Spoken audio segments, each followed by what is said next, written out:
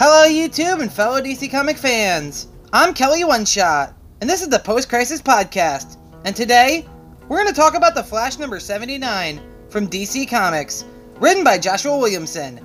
Okay, so this is actually the fourth part in the Death of the Speed Force storyline, where we have seen that since the end of the Flash War, there have been various forces released upon the world. We have the Sage Force, the Still Force, and the Strength Force. And all these different forces being here at the same time is actually making all the forces go at war with each other. And it is essentially killing and draining off the Speed Force. And there are various users of these different forces. And we actually see that the Black Flash has been coming to try to kill the other force users to help save the Speed Force, but that means he's going to kill the other Force users that Barry has formed a connection with. At the end of the last issue, we actually seen that the Black Flash managed to kill Psyche, the Sage Force user, and Barry actually had the Strength Force user and the Still Force user at the Flash Museum inside the Speed Lab, being protected by Commander Cold,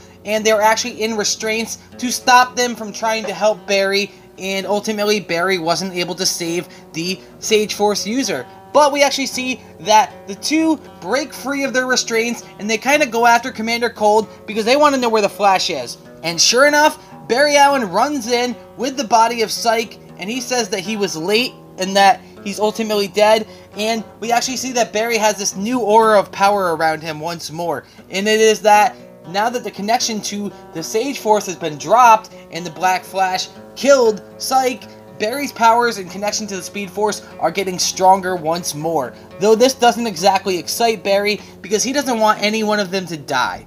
Then we actually jump over to a ice skating rink where we see Lisa Snart, the Golden Glider, and she's talking to this little girl and she's teaching her how to skate and building up her confidence and her courage. She's kind of just helping kids. She broke free of the Rogues and she left Mirror Master, but sure enough, the Rogues have been getting back together through Leonard Snart, and they have Leonard Snart, they have Heatwave, they have Mirror Master, and they have the Weather Wizard, and they have all been given powers and enhancements from Lex Luthor during the Year of the Villain, the offer. Actually, Captain Cold actually took on all of these gifts from Lex Luthor, so to say. And he wants to take on and recruit his sister because the Rogues aren't complete without his sister. She doesn't want it. She doesn't want to be a part of that life. She kicks Mirror Master away, and she says that she just wants to help these abused kids so they can get their lives back. She's doing it for free, and it's none of their business. And that's where Leonard Snart actually tells his sister that he's doing this because he doesn't want to be like their father.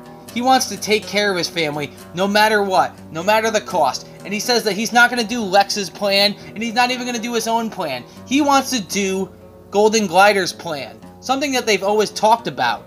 And this actually piques her interest once more. She's listening, and he says that it's something that no one will see coming. Not Lex Luthor, not anybody.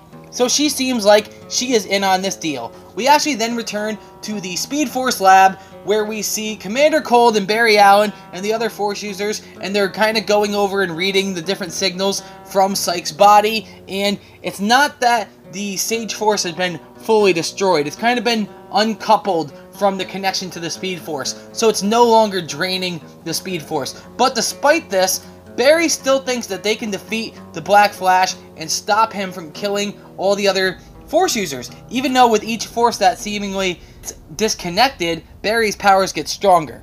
It's kind of like a catch-22 here.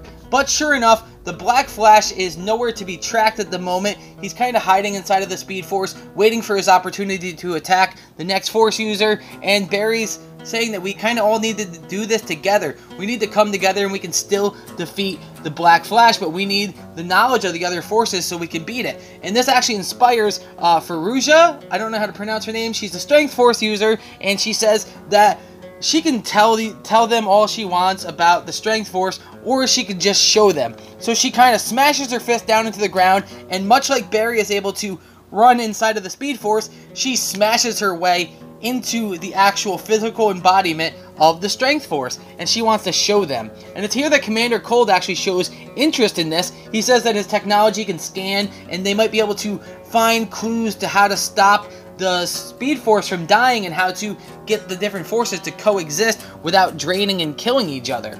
And speaking of that, Commander Cold, since he came here during Flash War with the whole temporal court and all that stuff, and how he came from the future, he's been here for a long time now. And he says he just wants to get into the future, but he also says that he wants to learn about our current day, and he wants to learn about all the different forces that are here at the moment. But we actually don't really know him too well. We don't know what his true motivations might be, and he wants to go inside the Strength Force, and he's really learning and being close to Barry Allen. So I'm kind of wondering what his true motives or thing is going to be, because he's been in Joshua Williams' run for quite some time. So we're going to see what happens here and how that ultimately pays off, and I can't wait.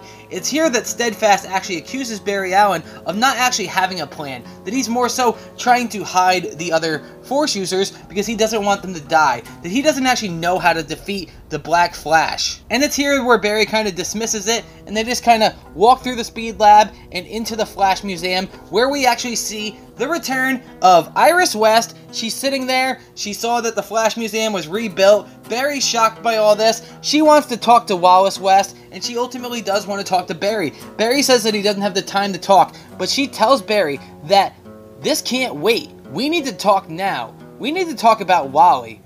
Ever since what happened at Sanctuary, he's been pushing everybody away. Linda Park went and seen him, and he pushed her away. He told the League not to talk to him. He told the Flash not to talk to him. He told the Titans not to talk to him. He's pushing everybody away. And we actually seen that happen during the events of Flash Forward number 1, which I talked about on my channel last week. So check that out if you're interested in that. But ever since Sanctuary, Wally has kind of getting worse. She actually says that when she was brought to the future with the Flash, she saw that the world would get tough for Wally, but she didn't know fully what to expect. She actually is still kind of going over her memories. They're all a mess. She's missing different pieces of her life, of her past, from the various time manipulations throughout DC Comics and DC Rebirth and New 52 and various other time altercations that have happened throughout DC Comics as a whole. She has memories missing about Wally, about herself, about Barry, about their family.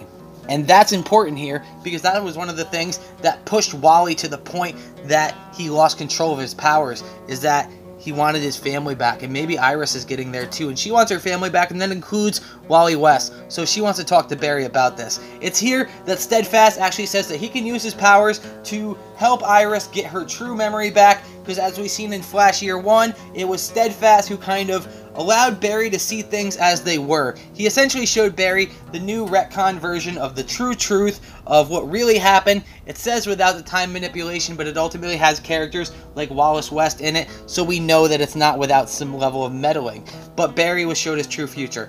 Either way, or his true past, rather.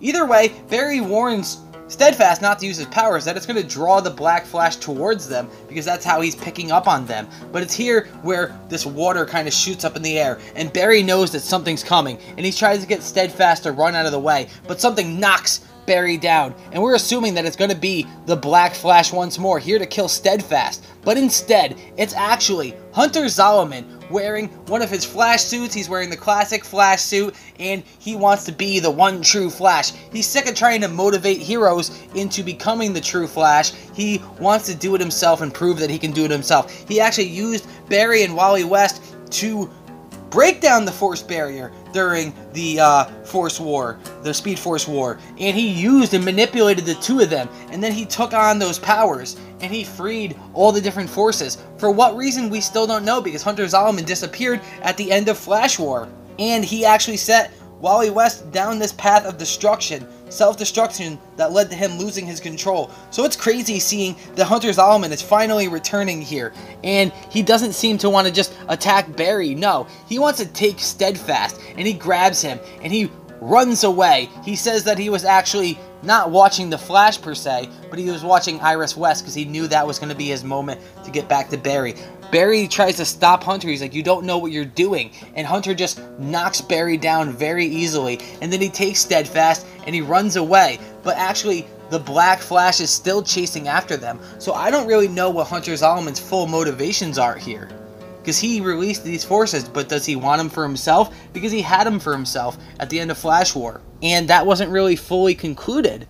You know, it kind of led to Sanctuary and all that other stuff, but Hunter Zolomon's part wasn't fully concluded, so I'm looking forward to that, and I think it's awesome that everything's kind of building up. All these different story arcs are building up, with Hunter returning, with mentioning Wally again, with the Force Quest people being kind of dealt with, kind of taken care of. Some of them are being explored upon and expanded upon, but we're kind of wrapping all those arcs up. And we also have the arc with Leonard and the Rogues kind of building up here. And we also have seen Avery Ho and Wally West training and fighting and taking down the Rogues. Speaking of that, we go to Venice Beach, California, where it is Avery Ho and Wally West who are actually taking down Big Sir on the beach. They take him down, the cops arrest him, and then they say that their connection to the Speed Force seems like it's gotten stronger and it's getting reconnected again. That, to me, shows maybe that was because Psyche died and that Sage Force was kind of defeated, or maybe it is also that Steadfast was killed by Hunter Zolomon as well.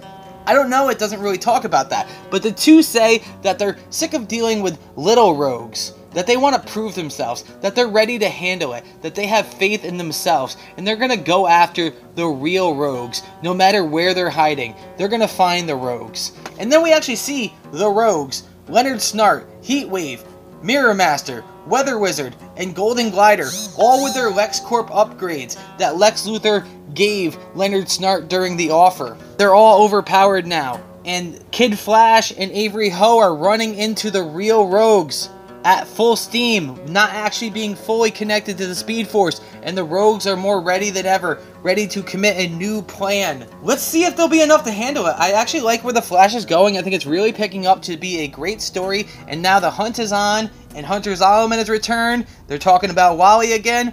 I'm excited. Let's see what happens in the coming issues. This run has been pretty good. Like I said, this is issue number 79, and I think it's really starting to connect all the different loose plot points together as we're really weaving the story together, and I can't wait to see what happens next in The Flash. Either way, I'm Kelly One Shot. You can check this video out on youtube.com/OneShotTheory, of course. Like and subscribe if you haven't already. You can also check out this video and other content from different uploaders, contributors, and reviewers on comicbooklegion.com. That's where I'm associated. Check out comicbooklegion.com. Support all the other reviews and podcasts on that channel. And like I said, like and subscribe here. I'm your host, Kelly One Shot. You take care, have a great day, and goodbye!